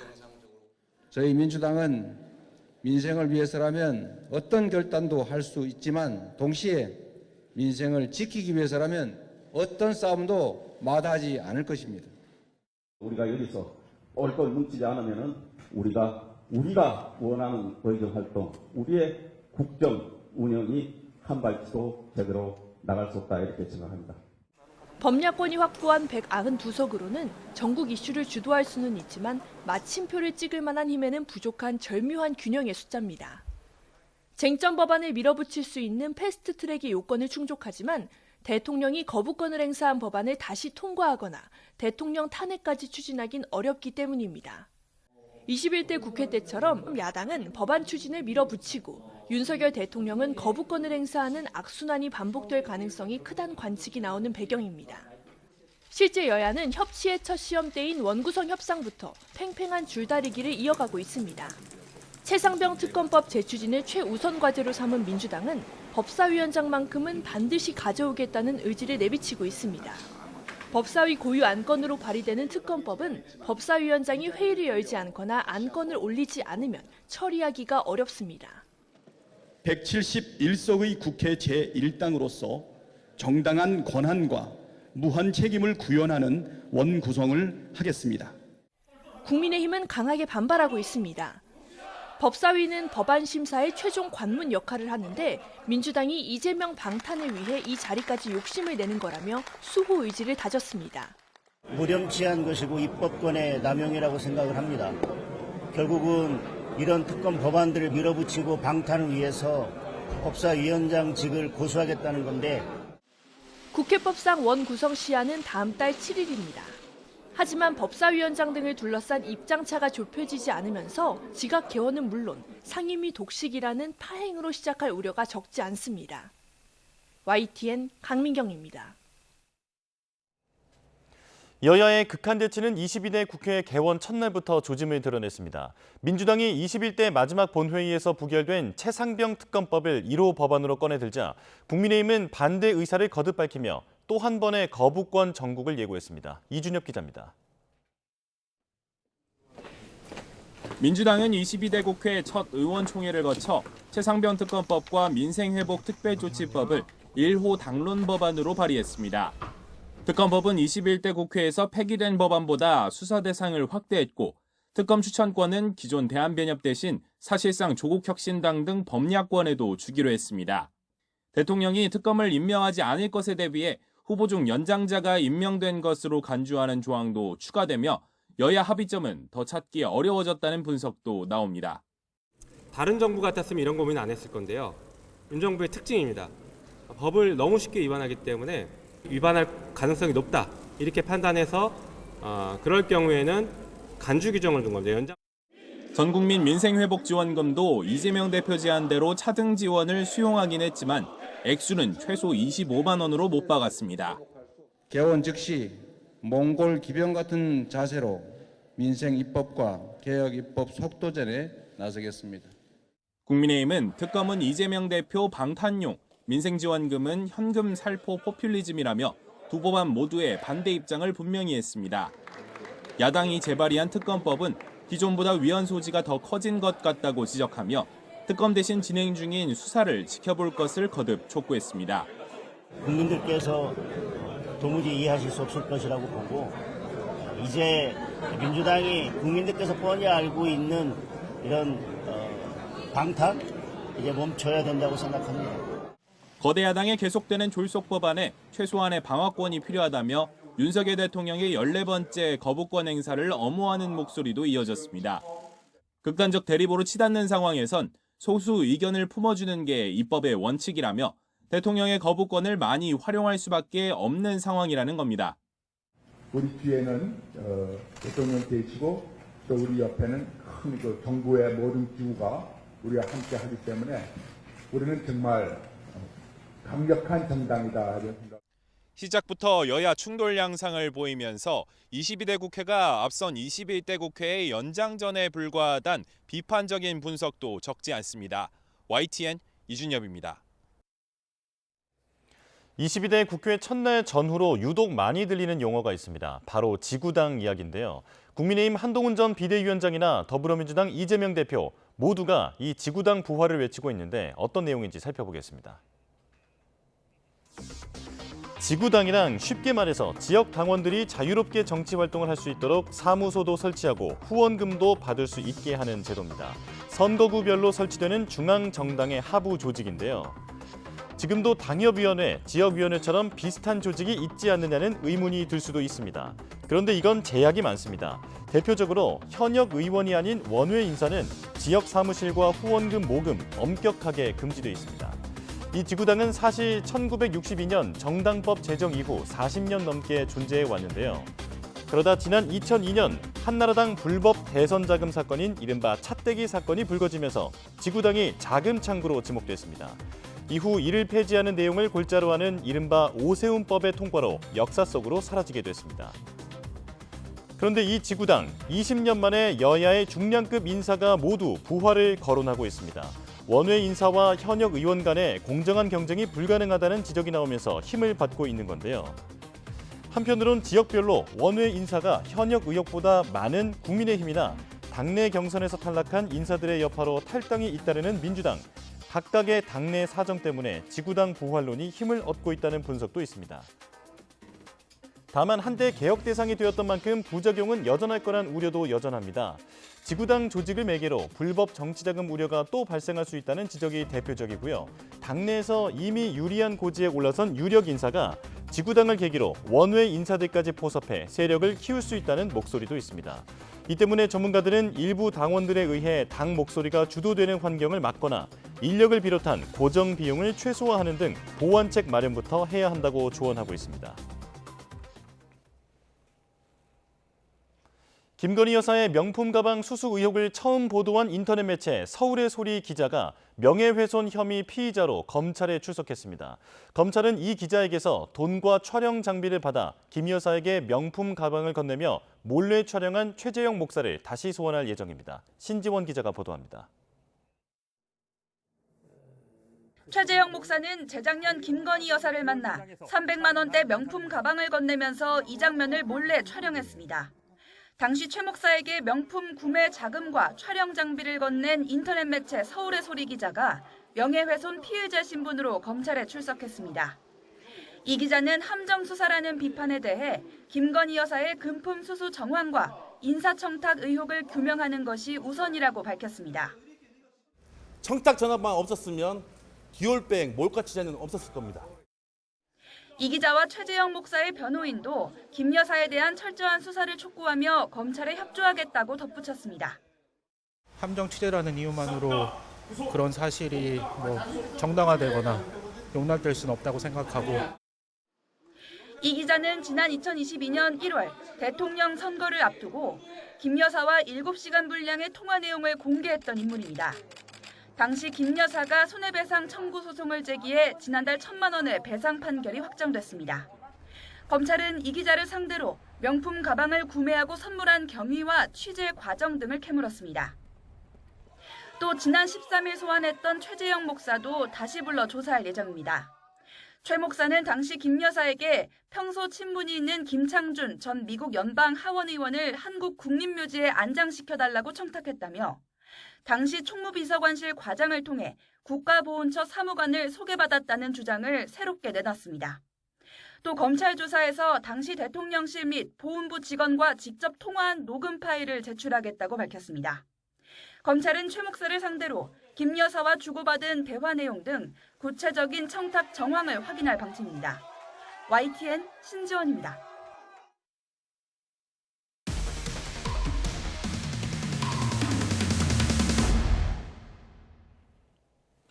최근 YTN이 단독 보도한 내용이죠. 유명 백화점 매장에서 벌어진 매출 20억 카드깡 사기. 매장 관리자가 3년 가까이 벌여온 부정거래의 결과였습니다. 피해자들은 매장 의류업체와 백화점도 책임이 있다고 주장하는데 해당 의류업체는 손해를 본 건 마찬가지라며 잠적한 관리 직원을 고소했습니다. 권준수 기자가 단독 취재했습니다. 백화점에서 실적을 쌓기 위해 20억 원 규모의 카드깡 사기를 벌인 뒤 잠적한 매장 관리자 이모 씨. 이 씨에게 카드를 빌려준 피해자는 단골과 동료 직원 그리고 재판매업자까지 다양합니다. 한 번에 많게는 수천만 원씩 카드로 미리 결제해 놓은 다음 나중에 취소해주거나 옷을 싼 값에 주는 방식이었습니다. 사기 피해자 측은 매장 이익의 대부분을 가져가며 이 씨에게 성과급을 지급한 의류업체와 오랜 기간 수수료를 챙긴 백화점도 책임이 있다고 주장합니다. 고객들의 피해는 전혀 배려하지 않고 그냥 이렇게 취소해줄 생각이 지금은 없는 듯해요. 그러나 백화점과 의류업체는 입점한 매장에서 위탁 판매 계약을 맺은 개인 사업자가 벌인 일일 뿐이라고 반박합니다. 정식 직원이 아닌데다가 수상한 거래를 하나하나 들여다볼 순 없었다는 겁니다. 의류업체는 최근 매장 관리자 이 씨와 계약을 해지한 데 이어 업무상 배임 혐의로 경찰에 고소장까지 제출했습니다. 이 씨로 인해 재고 손실 등 2억 원 가까이 피해를 봤다는 게 업체 측 주장입니다. 하지만 법원 판례를 보면 백화점에서 일하는 매장 관리자 등은 일반적으로 근로자성을 인정받아 왔습니다. 이 때문에 전문가들은 근무 여건에 따라 판단이 조금 다를 수는 있지만 지휘 감독 관계에 있는 업체에 일정 부분 책임을 물을 수 있다고 조언합니다. 사용자 책임이 문제될 수 있는 상황이거든요. 사용자 책임은 반드시 근로기준법상 근로자라든지 고용계약이 있어야만 되는 것은 아니라고 하는 대법원 판례가 있습니다. 사용자 책임이 인정될 여지는 충분히 있는 사례라고 생각이 됩니다. 이 씨와 계약한 의류업체와 이 씨가 일해온 백화점에서 만약 수상한 거래를 눈감아온 것이 입증된다면 피해자 측에선 일정 부분 손해배상을 청구할 수 있는 겁니다. 다만 카드깡 사기의 특성상 매장 관리를 맡은 이 씨가 주도적으로 벌인 일인 만큼 보상은 쉽지 않을 거란 의견도 있습니다. 의류업체 또는 백화점이 일정 부분 손해배상 책임을 질 수 있겠지만 어떤 카드깡이라는 것은 그 업무와는 굉장히 많이 동떨어진 일이기 때문에 배상할 액수는 많이 적지 않을까라고 생각하고 있습니다. 10명이 넘는 피해자들은 믿었던 매장 관리자로 인해 억대 카드 빚을 짊어지게 된 상황. 유명 백화점과 대기업 의류업체라면 책임을 회피할 게 아니라 사태 해결을 위해 노력하는 게 맞지 않겠느냐며 한숨을 내쉽니다. YTN 권준수입니다. 일반 시민이 불법 체류자가 의심된다며 다른 사람을 무조건 붙잡아도 되는 걸까요? 실제로 이런 일을 해온 단체가 있는데 외국인을 상대로 임의로 검문하고 붙잡아 오다가 검찰에 송치됐습니다. 이들은 민간인도 현행범을 체포할 권한이 있지 않느냐고 주장했지만 경찰의 판단은 달랐는데요. 화면 보시죠. 대구의 한 주유소입니다. 흰색 차 한 대가 주유칸이 아닌 자전거 도로 쪽에 차를 세우는데요. 두 사람이 내리더니 오토바이 주유를 하고 있던 사람에게 다가갑니다. 자, 아는 사이일까요? 잠시 말을 건네는 것 같았는데 갑자기 팔을 낚아챕니다. 깜짝 놀란 오토바이 운전자, 저항하다가 나동그라지는데요. 다른 일행이 합류하더니 결국 이 사람을 붙잡았습니다. 격렬한 몸싸움이 벌어지고 두 사람은 체중까지 이용해 오토바이 운전자를 짓눌러 제압합니다. 마치 형사들이 수배 중인 용의자를 체포하는 듯한 이 모습, 무슨 일이 벌어진 걸까요? 알고 보니 체포한 이들은 경찰이 아니라 일반인들이었습니다. 불법 체류자를 붙잡아 출입국 관리사무소에 넘기는 일을 해왔는데 오토바이에 번호판이 없는 걸 발견하고 운전자를 불법 체류자라 의심하며 강제로 제압한 겁니다. 그런데 경찰이 아닌 일반인이 이렇게 다른 사람을 체포해도 되는 걸까요? 경찰에 따르면 일반 시민도 명백한 범죄 행위를 목격한 경우 현행범 체포가 가능하지만 이 단체는 단순 의심만으로 외국인들을 체포해왔기 때문에 적법하지 않다고 합니다. 실제로 이들이 붙잡은 외국인 가운데는 합법 체류자도 있었습니다. 외국인 인권단체가 경찰에 고발하면서 적발된 이번 사건, 결국 해당 단체 대표 A씨 등 10명이 폭력행위 등 처벌에 관한 법률 위반 혐의로 검찰에 송치됐습니다. 판돈 규모가 2천억 원이 넘는 불법 도박 사이트를 운영한 일당이 경찰에 붙잡혔습니다. 이들은 승패 조작 프로그램까지 활용했는데 벌어들인 수익금을 조직적으로 세탁한 사실도 드러났습니다. 표정우 기자가 취재했습니다. 건물 안으로 터벅터벅 걸어 들어가는 남성. 곧이어 잠복해 있던 경찰이 뒤를 쫓습니다. 사무실로 들이닥친 경찰을 보고 남성은 당황스러움을 감추지 못합니다. 비슷한 시각 다른 사무실에선 증거를 없애려는 듯 사이트 이용자 명단이 담긴 장부를 찢어 변기에 버리기도 합니다. 수북이 쌓인 현금 다발도 발견됐습니다. 모두 바카라와 슬롯 머신 등 불법 카지노 사이트를 운영하며 총책 A씨 일당이 벌어들인 돈입니다. 지난해 12월 문을 연 도박 사이트엔 무려 1000여 명이 방문했는데 한 명당 2억 원꼴로 도박에 탕진하면서 전체 판돈 규모는 2천억 원에 달합니다. 자동화 프로그램을 총책이 개발을 했습니다. 개발을 해서 승패 조작을 하고 도박 사이트를 왕성하게 활동하기 위해서 투자자를 모집해서 시연회까지 한 내용이 있고요. A씨 등은 경찰의 추적이 시작되자 범죄 수익금을 빼돌리는 데에도 집중했습니다. 대포 계좌 100여 개를 동원해 수익금을 나누고 은행도 10곳 넘는 곳을 찾아가 소액씩 현금을 찾는 치밀함도 보였습니다. 이 같은 수법으로 매일같이 현금 5억 원씩을 인출했습니다. 경찰은 일당 8명을 붙잡아 A씨 등 5명은 구속 상태로 검찰에 넘겼습니다. 경찰은 압수한 현금을 비롯해 범죄 수익을 끝까지 추적해 몰수하고 도박 사이트 이용자 1000여 명에 대해서도 수사를 이어갈 방침입니다. YTN 표정우입니다. 그제 YTN이 단독 보도한 삼성전자 직원의 방사선 피폭 사고는 실제 사고 발생 이틀 뒤에 알려진 건데요. 피폭된 사실을 몰랐던 직원들에게 뒤늦게 증상이 발현됐기 때문인데 전문가들은 방사선 감수성에 따라 피폭 후 증상 발현까지 개인차가 있다고 설명했습니다. 양회영 기자입니다. 삼성전자 기흥 캠퍼스에서 방사선 피폭 사고가 발생한 건 지난 27일 오후. 당시 직원 2명은 방사선 피폭 사실을 인지하지 못한 것으로 확인됐습니다. 하지만 다음 날인 28일 오후부터 손이 붓는 증상이 나타났고 방사선 비상진료센터가 있는 원자력병원을 찾아간 뒤 피폭 사고 사실이 알려졌습니다. 삼성전자는 28일 오후 직원들에게 피폭 사실을 보고받았으며 원자력안전위원회에 절차대로 신고했다고 밝혔습니다. 원자력 이용시설의 사고 발생 보고 규정에 따르면 방사선 작업자가 선량 한도 이상의 피폭을 받은 것이 확인됐을 경우 30분 이내에 원안위에 즉시 보고해야 한다고 정해놨습니다. 그렇다면 피폭 후 증상은 왜 늦게 나타났을까? 우리 몸이 방사선에 노출되면 DNA 정보를 담고 있는 염색체의 흔적이 남습니다. 정상적인 염색체는 가운데가 잘록한 리본 모양인데 방사선에 피폭되면 모양이 다양하게 바뀝니다. DNA 가닥이 끊겨 복구되지 않으면 세포 사멸이 일어나고 복구 과정에서 변형이 되면 돌연변이가 되는 겁니다.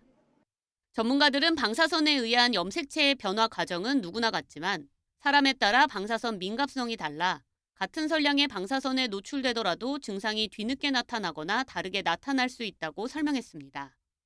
이번 삼성전자 피폭 사고와 관련해 원자력안전위원회는 공식 조사를 시작했으며 사고 이유는 물론 또 다른 위반 사항은 없었는지 자세히 들여다볼 예정이라고 밝혔습니다.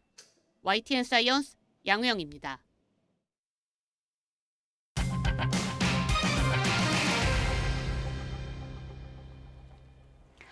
네, 앞서 속보로 전해드린 내용 자세히 전해드리겠습니다. 어제 저녁 서울 강남에 있는 오피스텔에서 60대 여성과 그 딸에게 흉기를 휘둘러 숨지게 한 남성이 경찰에 붙잡혔습니다. 취재기자 연결해 보겠습니다.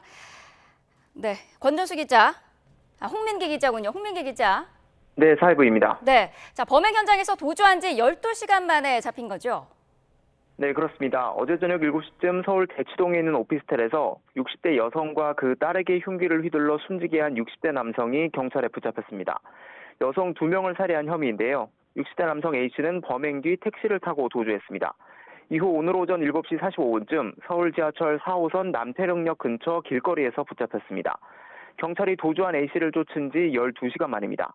앞서 A씨가 휘두른 흉기로 크게 다친 모녀는 심정지 상태로 병원에 옮겨졌지만 끝내 숨졌습니다. A씨는 피해 여성 2명과 가족 관계는 아닙니다. 경찰은 교제 살인 가능성에 무게를 두고 수사하고 있습니다. 범행이 발생한 오피스텔은 피해자 가운데 60대 여성, 그러니까 어머니의 사무실로 파악되는데요. 경찰은 정확한 사건 경위를 조사하면서 A씨에 대한 구속영장 신청도 검토할 예정입니다. 지금까지 사회부에서 전해드렸습니다. 남자 축구 국가대표 선수와 코치를 지낸 차두리 씨가 여러 여성과 동시에 교제한 의혹과 관련해 송사를 치르게 됐습니다.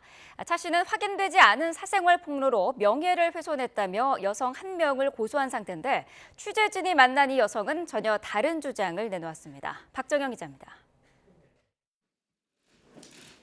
차두리 씨는 지난달 여성 A씨를 스토킹과 명예훼손 등 혐의로 고소했습니다. A씨가 사생활을 빌미로 자신을 협박하거나 SNS에 게시물을 올려 자신이 부정한 행위를 한 것처럼 묘사했다고 주장했습니다. 고소장에는 A씨와 몇 차례 만난 사이일 뿐이라고 밝혔고 의혹이 제기된 뒤에도 복수의 여성과 교제한 적이 없다며 A씨와 연인 사이가 아니라는 취지의 해명을 내놨습니다. 그러나 취재진이 직접 만난 A씨는 차 씨 입장과 상반된 주장을 내놓았습니다. SNS를 통해 만난 차 씨와 3년가량 연인 관계로 지내오다가 최근 차 씨가 바람핀 사실을 들키면서 갈등이 생겼다는 겁니다. 바에서 어떤 여자랑 안고 뽀뽀하고 이런 게 올라가 있는 거예요, 스토리에. 그래서 이제 그걸로 화가 나서 따졌더니 아니다, 저 오해다. 그날 처음 본 여자다. A씨가 제시한 두 사람의 SNS 대화를 보면 사랑한다, 보고 싶다는 말이 오고 갔을 뿐 아니라 차 씨가 동시에 다른 여성과 교제한 사실을 사과하며 A씨를 붙잡는 내용이 등장합니다.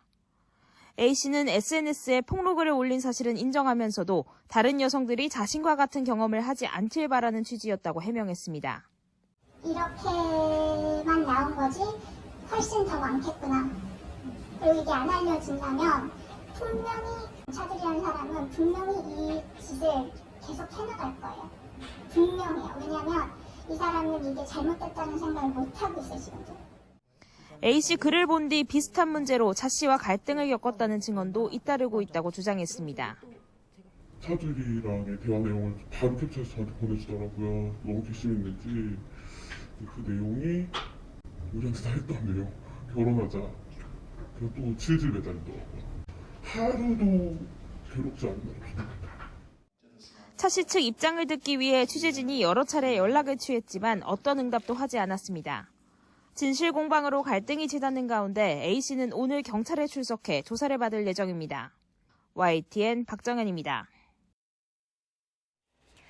강영욱 훈련사가 반려견 레오 방치 의혹에 대해 내놓은 해명을 두고 또 다른 논란이 빚어졌습니다. 수의사를 불러 안락사를 시켰다는 대목을 놓고 출장 안락사는 불법이라며 담당 수의사를 다른 현직 수의사가 고발하고 나선 건데요. 쟁점이 뭔지 김기수 기자가 취재했습니다. 강영욱 훈련사는 지난 24일 침묵을 깨고 직장 내 괴롭힘을 비롯해 자신을 둘러싼 여러 의혹에 대해 직접 해명에 나섰습니다. 노령의 반려견 레오를 땡볕 아래 방치했다가 안락사했다는 의혹에 대해선 이렇게 해명했습니다. 정말 픽 쓰러져서 이런 데가 다치고 그랬어요. 일어서지 못하니까 누워있는 상태에서 완전 소변이 짓누겨 있고. 그러면서 수의사와 몇 개월에 걸쳐 논의하다 정말 어렵게 안락사를 결정했다고 경위를 설명했습니다.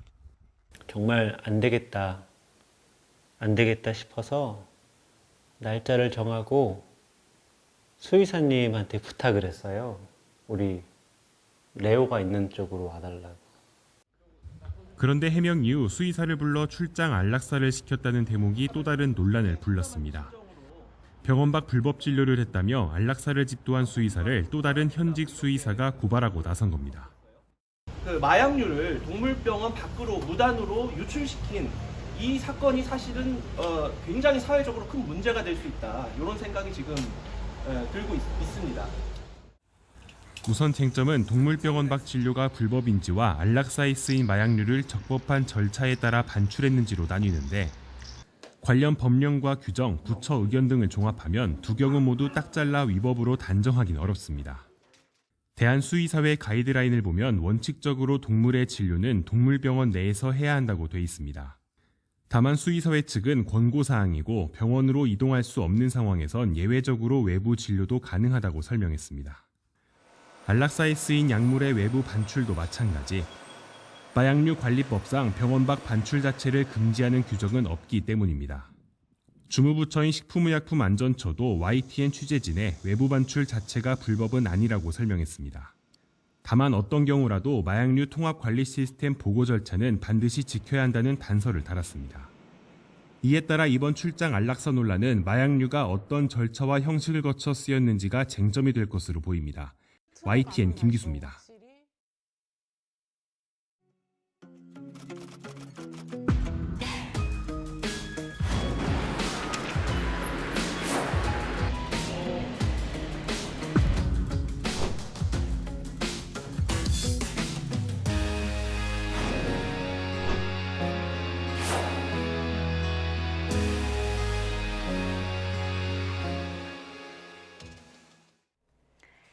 경영권 탈취 의혹을 받는 민희진 어도어 대표가 해임을 막아달라며 하이브를 상대로 제기한 가처분 신청이 법원에서 받아들여졌습니다. 재판부는 민 대표의 행위가 하이브에 대한 배신적 행위는 맞지만 어도어에 대한 배임으로 보기는 어렵다고 판단했습니다. 김다현 기자입니다.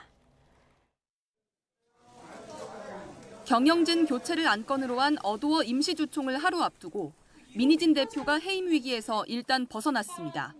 어도어 지분의 80%를 보유한 하이브가 민 대표 해임을 추진해선 안 된다는 법원 판단이 나온 겁니다. 재판부는 명확한 사유가 없는 이상 하이브가 민 대표 해임에 찬성하는 의결권을 행사하지 않아야 한다며 만약 찬성한다면 200억 원을 배상해야 한다고 결정했습니다. 지난해 3월 민 대표가 하이브와 체결한 주주간 계약을 존중하라는 취지입니다. 재판부는 민 대표 행위가 해임 사유인지는 충분히 다퉈야 한다며 확언하지 않았지만 민 대표가 인기 걸그룹 뉴진스를 데리고 이탈하거나 하이브가 보유한 어도어 지분을 팔도록 하는 방식으로 독립지배를 모색한 것은 분명하다고 봤습니다. 다만 민 대표가 구체적으로 계획을 실행했다고 보기는 어렵다며 하이브에 대한 배신적 행위는 맞지만 어도어에 대한 배임은 아니라고 봤습니다. 민 대표 측은 법원이 마녀 사냥식 주장을 모두 배척한 것이라며 하이브가 법원 결정을 존중해야 한다고 강조했습니다. 이에 하이브 측은 이번 주총에서는 해임 찬성 의결권을 행사하지 않겠다면서도 민 대표가 경영권 탈취를 모색한 사실은 인정된 만큼 후속 절차를 밟겠다고 맞섰습니다.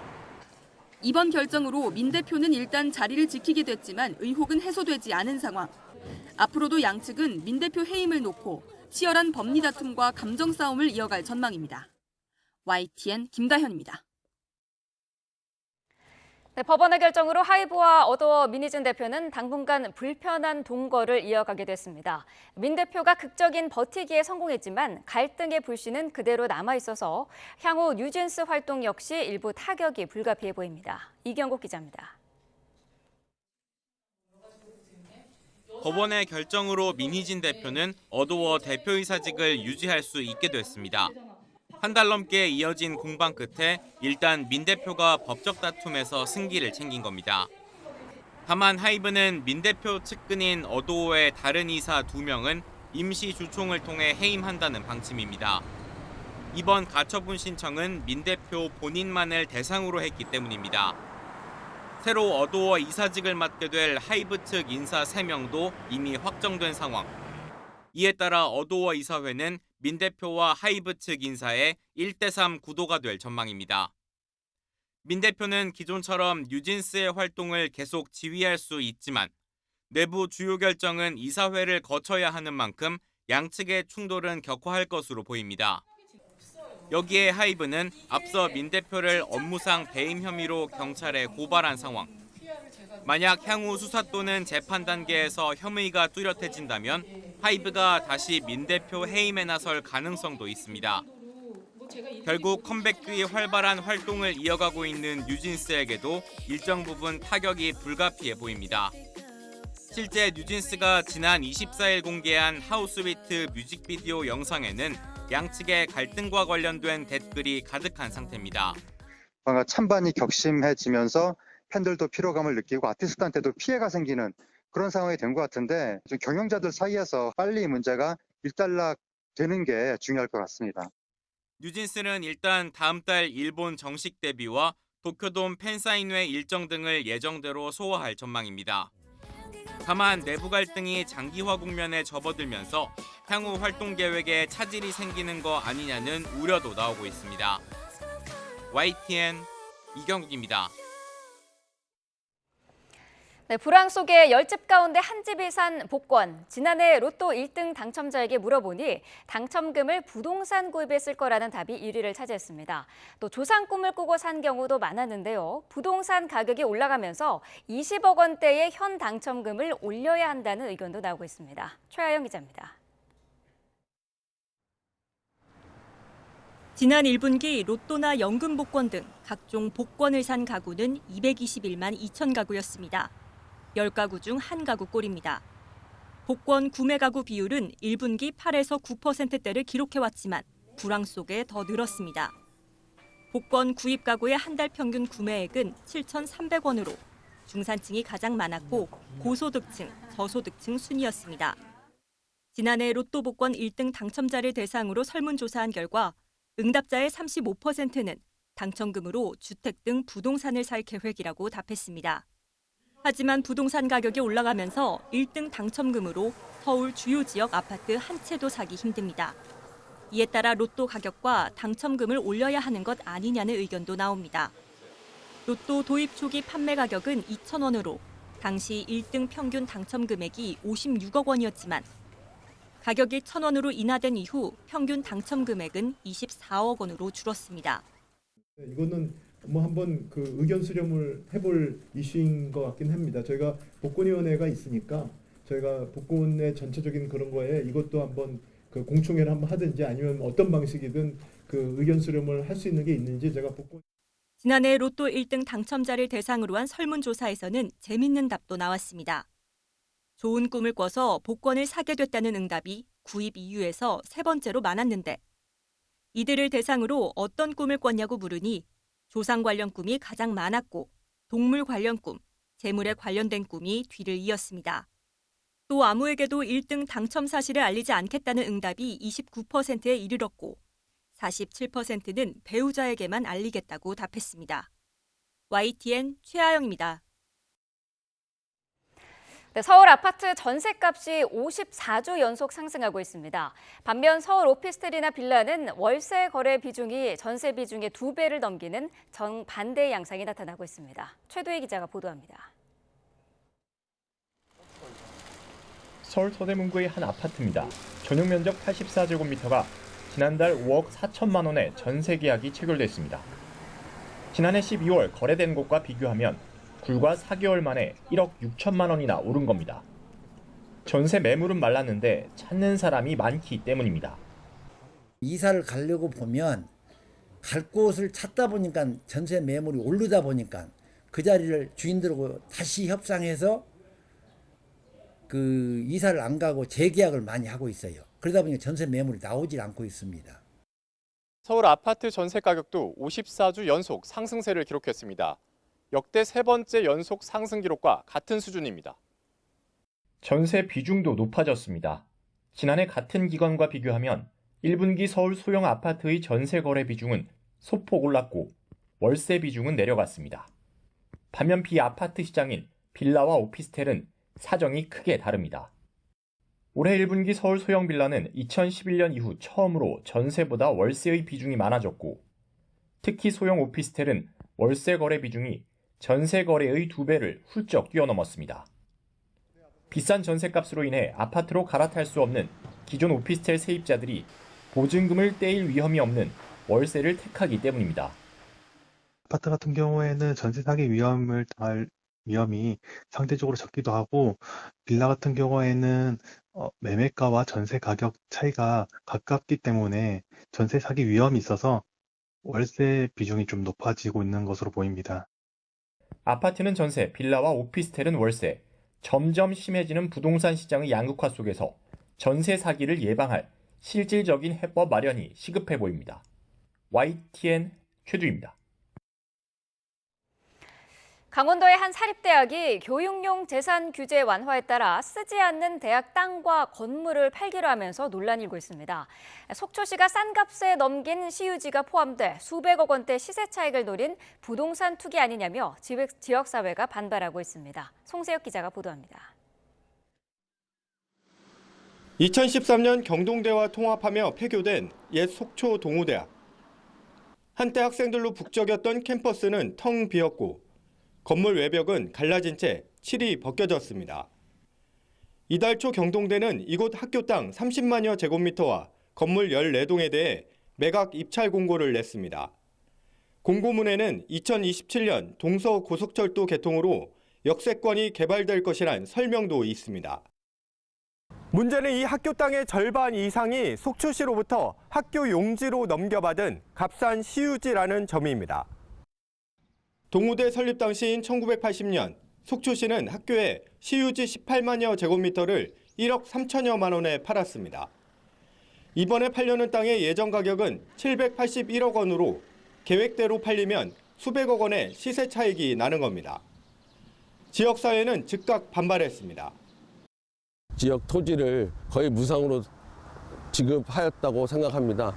그러나 이 지역의 개발 호재로 인해서 이 부동산 투기 목적으로 이 매각 공고를 올리고 이에 대해 학교 측은 이번 매각을 통해 교육에 투자할 자금을 확보하고 지역에는 개발 기회가 될 것이라고 밝혔습니다. 교육용 재산을 쉽게 처분할 수 있게 된 건 규제가 대폭 완화됐기 때문입니다. 교육부는 2년 전 대법원 판례에 따라 교육용 재산을 수익화할 때 별다른 조건 없이 허가하도록 지침을 바꿨습니다. 하지만 학교 법인이 교비 충당 없이 매각 수익을 모두 가져갈 수 있는 만큼 법인 배만 불리는 것 아니냐는 우려가 나옵니다. 구성원들과 논의 없이 또 제대로 된 합의 없이 팔면서 교육 여건이 후퇴하거나 또는 이것이 법인에게 재정으로 들어가는 문제가 있습니다. 전문가들은 교육부의 심사를 강화하고 교육용 재산 매각 수익은 학교 법인이 아닌 교육을 위해서만 쓰도록 법률 개정이 필요하다고 지적합니다. YTN 송세혁입니다. 국제 소식 이어서 전해드리겠습니다. 일본 시내에서 택시 운전기사가 늦은 밤 차 안에서 총을 맞아 병원에 후송됐습니다. 일본에서는 올해 초에도 유명 커피 전문점에서 40대 남성이 권총에 맞아 숨지는 등 총기 범죄에 대한 우려의 목소리가 커지고 있습니다. 도쿄에서 김세호 특파원의 보도입니다. 주차장 CCTV에서 총기 격발로 추정되는 소리가 들립니다. 밤 11시쯤 택시 승객이 목적지에 도착하자 기사에게 돈을 요구하며 위협했고 이후 운전석을 향해 총을 쏜 뒤 도쿄 방면으로 달아났습니다. 70대 택시기사는 배에 총을 맞아 중상을 입었는데 생명에는 지장이 없는 것으로 파악됐습니다. サイレンがすごかったですね。子供いるんで怖いですよ。小学校もすぐそこなんで。 택시 운전사들은 이번 총격 사건에 불안감을 감추지 못합니다. まさか銃で撃たれるとかね、そういうのは考えたこともないですね。日本って銃って馴染みのない国なんで。いつもこうやって運転してるから前向いてますからね。いきなりね拳銃出されてもどう対処していいか分かんないですもんね. 용의자는 50대에서 60대로 추정되는데 조직폭력단 출신 가능성도 배제할 수 없습니다. 지난 1월에는 일본 에이메현에 있는 유명 커피 전문점에서 40대 남성이 권총에 맞아 숨졌습니다. 경찰은 60대 조직폭력배 간부를 유력한 용의자로 전국에 지명 수배를 내렸습니다. 지난해에는 사이타마현에서 80대 남성이 병원에서 총을 쏴 40대 의사와 60대 환자 등 2명이 다치기도 했습니다.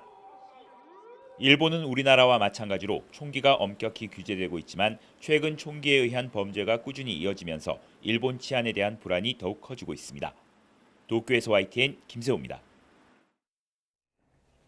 이스라엘이 가자지구 남단 라파 국경 검문소를 장악한 뒤 구호품 통과가 어려워지면서 난민들의 고통이 이어지고 있습니다. 유엔 조사 결과 가자지구 영유아 대부분은 하루 한 끼도 제대로 먹지 못하는 극심한 굶주림을 겪은 것으로 나타났습니다. 이경아 기자입니다. 탱크를 앞세운 이스라엘군이 가자지구 남단 라파 국경 검문소를 점령한 것은 지난 7일. 난민을 위한 구호품이 오가는 길을 이스라엘이 가로막자 국제사회의 우려가 이어졌습니다. It's hard to see if that closes for an extended period how aid agencies avert famine across the Gaza Strip. 가자지구의 굶주림은 그전부터 이미 나타나고 있었습니다. 유엔 인도주의 업무조정국은 지난달 가자지구 영유아의 영양 실태를 조사한 결과 85%가 조사 직전 사흘간 하루 평균 한 끼도 먹지 못했다고 밝혔습니다. 또 영유아 95%는 하루 2가지 이하의 식품군만 섭취해 영양 불균형도 심각했습니다. 당장 치료받지 않으면 사망에 이를 수 있는 급성 영양실조 아동도 7천 명이 넘었습니다. 이런 상황 속에 이스라엘이 검문소까지 폐쇄하자 구호품 물량은 급감했습니다. 이달 7일부터 28일까지 가자지구로 들어온 구호품은 지난달의 3분의 1 수준에 불과했습니다. 미국이 바다에 임시부두까지 띄워 가자지구에 비상식량을 전달한 것도 인도적 위기를 그냥 둘 수 없었기 때문입니다. Any and all aid into Gaza is welcome by any route, but it is an addition, and it doesn't take away from the fact that land crossings will be more important. 하마스 소탕을 명분으로 라파 고립 작전을 고집해온 이스라엘도 국제사회의 거센 비판을 의식하기 시작했습니다. 현지 언론은 이스라엘과 이집트가 구호품 트럭에 검문소를 다시 열어주기로 합의했다고 전했습니다. YTN 이경아입니다. 이스라엘군의 공세 이후 닫혔던 가자지구 최남단 라파 국경 검문소가 구호품 트럭에 다시 개방될 전망입니다. 이스라엘 공영방송 칸은 이스라엘과 이집트가 라파 국경 검문소를 구호품 트럭에 재개방하기로 합의했다고 보도했습니다. 이 합의에 따라 이스라엘군은 라파 검문소에서 병력을 철수하고 국경 검문소 관리를 맡길 국제기구를 물색하기로 했습니다. 다만 새 관리자를 찾을 때까지 하마스를 비롯한 팔레스타인 무장 세력과 관련 없는 팔레스타인 주민에게 검문소 운영을 맡기기로 했습니다. 중국 전기차 굴기의 대표 주자인 비아디가 주행거리 2,500km 하이브리드 신차를 출시했습니다. 중국에서는 꿈의 배터리로 불리는 전고체 상용화를 앞당기기 위한 국가 차원의 연구 개발 지원이 이뤄지고 있습니다. 베이징 강정규 특파원입니다.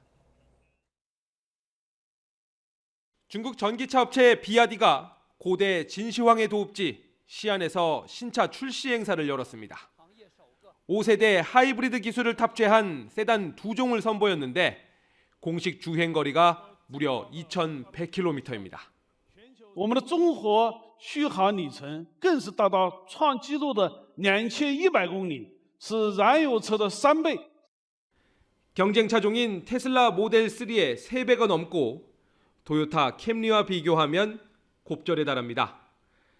배터리 100% 충전에 가득 주유한 뒤 실제 장거리 주행에 나선 결과 2,500km 넘게 달리기도 했습니다. 2327.7公里 2409.5公里 2547公里 서울 부산을 3번 왕복하고도 남는다는 뜻입니다. 판매 가격은 10만 위안 미만, 우리 돈으론 1,895만 원부터 시작입니다.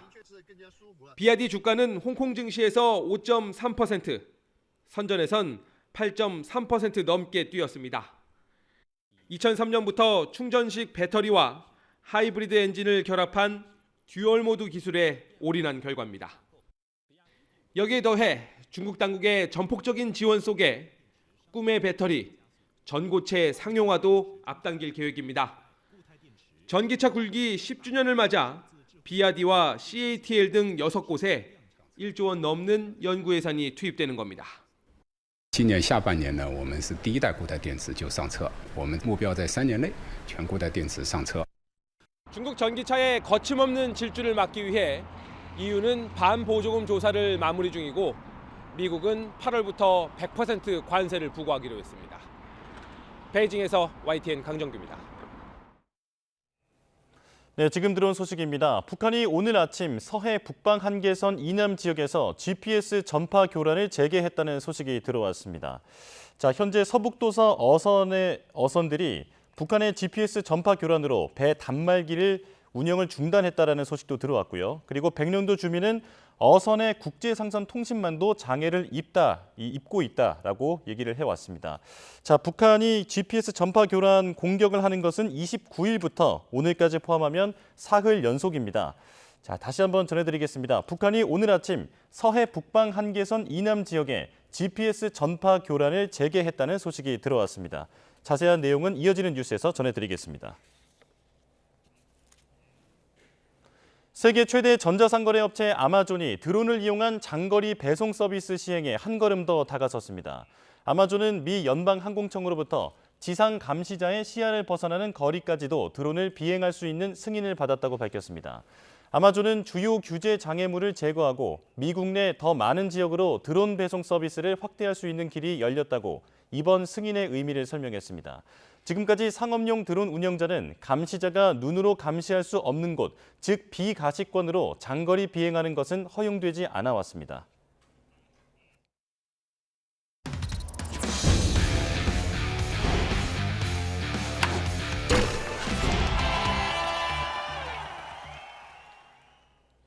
성적 부진으로 감독까지 전격적으로 교체한 한화가 5연승을 이어갔습니다. 한화는 KT를 밀어내고 7위로 올라섰습니다. 이경재 기자입니다.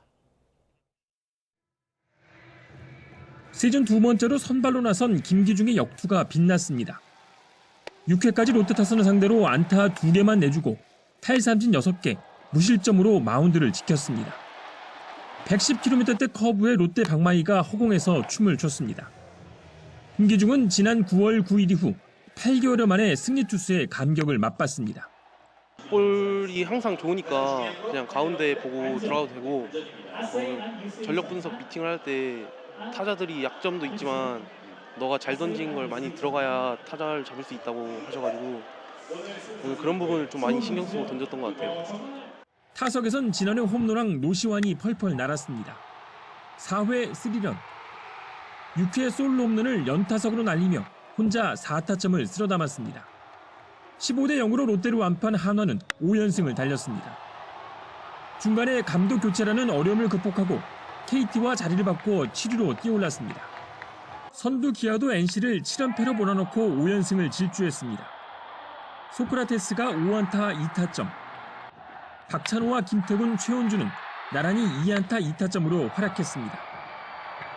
SSG는 6회 최정의 역전 투런포를 앞세워 LG의 7연승을 저지하고 8연패를 끊었습니다. 두산은 선발 곽빈의 6이닝 무실점 호투와 양의재 투런포 포함 3타점 활약에 힘입어 KT를 6대1로 누르고 2위로 뛰어올랐습니다. 삼성은 7회까지 무실점으로 버틴 선발 레이스를 앞세워 키움을 4대2로 꺾고 4연패에서 탈출했습니다. YTN 이경재입니다. 올림픽 전초전으로 꼽히는 유도 세계선수권에서 우리나라 김민종, 허미미 선수가 지난주 나란히 금메달을 따냈습니다. 하락세인 유도계 분위기를 반전시킨 건데 두 선수는 금빛 기운 그대로 파리올림픽까지 가겠다는 각오입니다. 조은지 기자입니다. 유도 끝판왕으로 꼽히는 남자 최중량급에서 김민종은 도쿄올림픽 은메달리스트 조지아의 구람을 한판승으로 꺾었습니다. 세계선수권에서 6년, 특히 최중량급에선 무려 39년 만에 나온 우리나라 금메달입니다. 진천선수촌으로 돌아왔지만 그날의 강력한 몸놀림은 여전합니다. 구람이 이런 느낌이었나? 아시안게임부터 그랜드슬램까지 그동안 크고 작은 국제대회 결승에서 무려 5번을 졌던 김민종은 징크스를 털고 한결 가벼운 표정입니다. 기분 좋은 사고를 친 마장동 정육점 둘째 아들은 가족과 고기도 듬뿍 먹고 회포를 풀었습니다. 사람들이 많이 먹는 사람으로 좀 이렇게 보이는 것 같은데 생각보다 대식가가 아니라서요. 좀 미식갑니다. 맛있는 고기 아니면 잘 안 먹어서. 3년 전 막내로 나간 도쿄올림픽 땐 첫판 탈락의 쓴맛을 봤는데 기술도 탄탄해지고 경험도 쌓인 올해 파리에선 다를 거라고 자신합니다.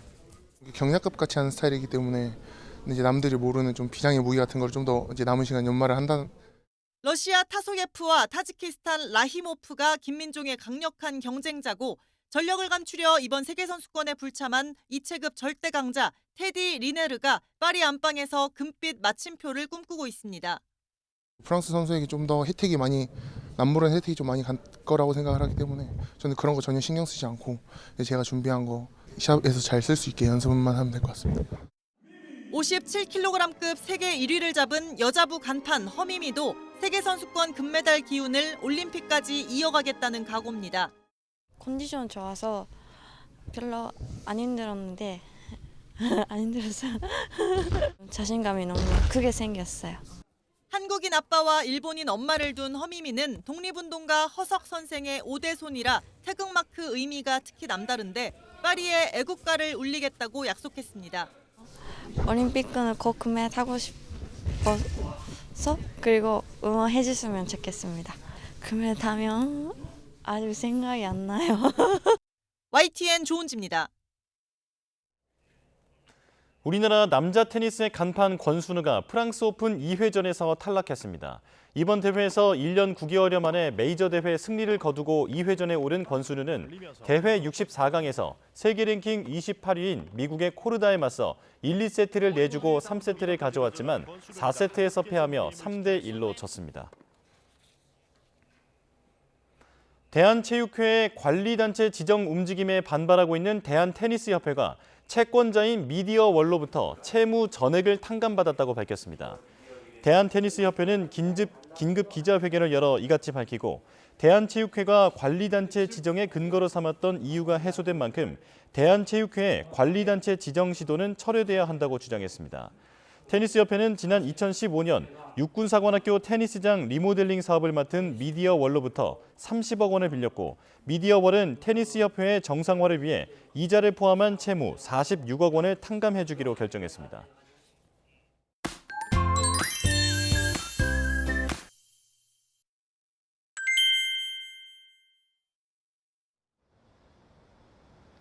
(5월의) 마지막 날인 오늘은 다시 맑은 하늘이 드러나겠습니다. 선선했던 아침을 뒤로하고 낮 동안에는 예년 수준의 낮더위가 이어지겠는데요. 오늘 서울 한낮 기온은 26도로 어제보다 조금 더 높아서 다소 덥게 느껴지겠고요. 특히 영남 지방은 대구가 29도까지 오르는 등 때이른 여름 더위가 나타나겠습니다. 오늘은 전국 하늘이 점차 맑아지겠습니다. 다만 오후부터는 볕이 강하게 내리쬐면서 대부분 지역의 자외선 지수가 매우 높게 치솟겠습니다. 오늘 낮 기온은 어제보다 1에서 3도가량 높겠습니다. 서울 26도, 대전과 광주 27도, 대구는 29도까지 오르겠습니다. 주말이자 6월의 첫날인 내일은 곳곳에 비 예보가 들어 있습니다. 비는 오늘 밤 경기 북부를 시작으로 밤사이 강원을 제외한 중부 곳곳에 영향을 주겠고요. 내일 오전부터 휴일까지는 동쪽 지방을 중심으로 산발적인 비가 내리겠습니다. 예상되는 비양은 5에서 20mm로 많지는 않겠지만 강원과 경북 지역에서는 벼락과 돌풍이 동반되는 곳이 있겠습니다. 이후 다음 주는 대체로 맑은 가운데 예년 이맘때 수준의 초여름 날씨가 이어질 전망입니다. 오늘도 아침과 낮과 밤의 기온차가 무척 크게 벌어지겠습니다. 환절기, 감기 걸리지 않도록 옷차림과 건강관리에 유의해 주시기 바랍니다. 지금까지 서울 상암동 야외 스튜디오에서 YTN 윤수빈입니다. 네, 뉴스업 금요일 순서 마칩니다. 다음 주에 다시 뵙겠습니다. 고맙습니다.